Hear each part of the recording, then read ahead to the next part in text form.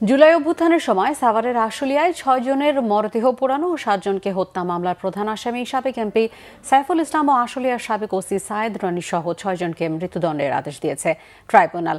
দুপুরে tribunal ২-এর chairman বিচারপতি নুরুল ইসলাম চৌধুরীর নেতৃত্বাধীন ৩ সদস্যের আন্তর্জাতিক অপরাধ ট্রাইব্যুনালের বিচারিক প্যানেল এই রায় ঘোষণা করেন।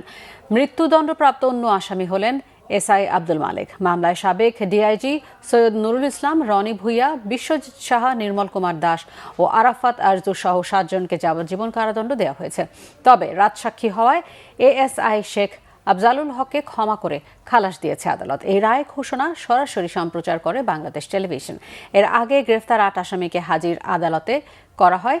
সাবেক এমপি সাইফুল সহ ৮ জন আসামি পলাতক। এই মামলায় ২৩ জন সাক্ষ্য দেন।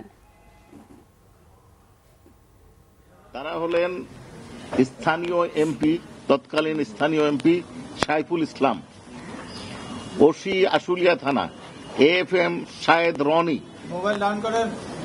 আব্দুল মালেক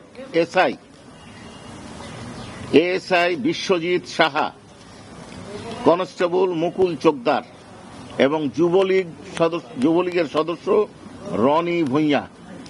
এদেরকে মৃত্যুদণ্ড দেওয়া হয়েছে এদের বিরুদ্ধে অভিযোগ প্রমাণিত হওয়ায়।